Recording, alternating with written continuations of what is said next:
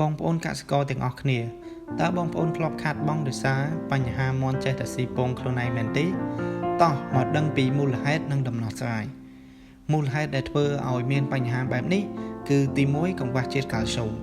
មូលហេតុចម្បងគឺកង្វះជាតិកាល់ស្យូមសម្រាប់បង្កើតសម្បកពងមន់ស្វែងរកកាល់ស្យូមពីខាងក្រៅហើយសម្បកពងរបស់វាគឺជាប្រភពងាយស្រួលបំផុតទី2កង្វះប្រូតេអ៊ីនបើចំណីមានជាតិប្រូតេអ៊ីនទាបមន់អាចស៊ីពងដើម្បីបំពេញតម្រូវការអាហារូបត្ថម្ភរបស់វាទី3ភាពអផ្សុកការដាក់មន់ក្នុងទ្រុងតូចចង្អៀតពេកធ្វើឲ្យវាអផ្សុកហើយចាប់ផ្ដើមចឹកពងលេងឬចេះធ្វើតាមគ្នាទី4បែកពងដែលចែកដន្យពេលពងបែកហើយមន់បានភ្លក់រសជាតិស៊ុតវានឹងចង់ស៊ីទៀតហើយคล้ายទៅជាទម្លាប់អាក្រក់របស់វាតើដំណោះស្រាយយ៉ាងណាគឺយើងត្រូវចាប់ផ្ដើមពីរបបអាហារសិនទី1បន្ថែមជាតិកាល់ស្យូមត្រូវដាក់សម្បក oyster កិនឬសម្បកស៊ុតលីងក្នុងចានដាច់ដោយឡែកឲ្យមន់ស៊ីដើម្បីឲ្យសម្បកពងរឹងមាំទី2បង្កើត protein ត្រូវផ្ដល់ចំណីឲ្យមេមន់ពងដែលមានជាតិ protein យ៉ាងតិច